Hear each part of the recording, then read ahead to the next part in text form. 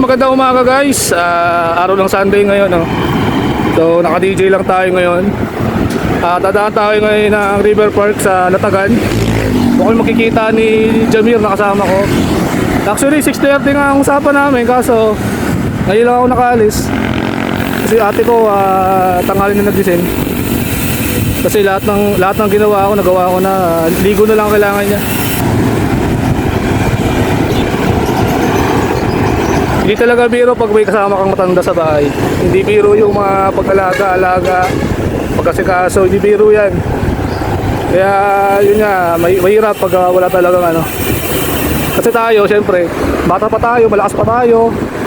May mga ano pa tayo sa buhay, may mga pangarap pa tayo sa buhay. Kaya magagawa pa natin yan. Makikita kami ni Jamir doon sa Latagan kasi lalaro kami sa Circulo Verde ngayon sa Libis. Ang bukas ng Circulo Verde alas 8 pa ang umaga pa.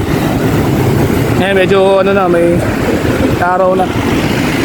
Kasi mamayang tanghali kasi mamayang tanghali kasi maano na yung araw. Masyado na mainit mamaya.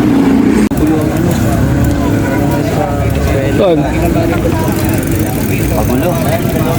Magulo. Ano, doon na naman tayo kakain sa ano, no? Alphamart. Oo, Alphamart na naman. Bagay, ganda. Oh, yan ang bike shop yan. John Wilkie. A few minutes later.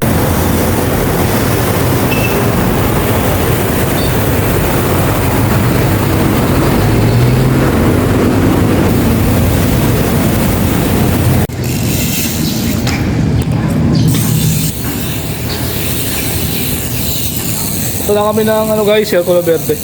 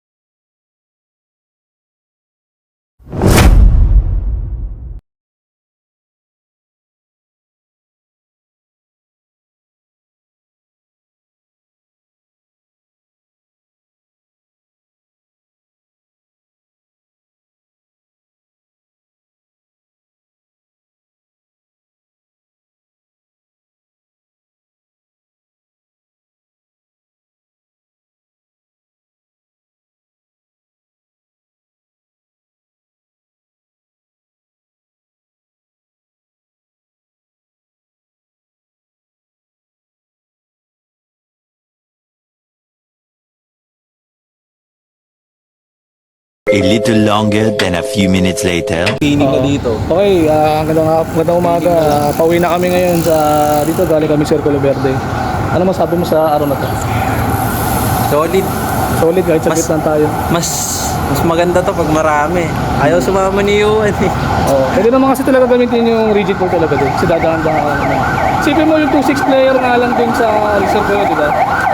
2-6 player yung frame na, pero yung nakakabit sa kanyang parts hindi ganun kamahal, di ba? Sakto lang. Oo, kasi hindi mo talaga kailangan ng sobrang mahal talaga na pyesa talaga kung tutuusin. Tsaka maganda kasi sa mga alloy frame, kahit 26 sila, di ba? Pwede kapitan ng 27.5 yung ano nila. At di katulad sa mga chromoly, hindi na pwede. Yan na yun. Kasi malalaglag ka dun sa upuan. Kasi na-try ko na dati, 27, hindi pwede. Oo. Ayan. So, paano na kami, ganito yung vlog natin. Peace, pauwi na kami.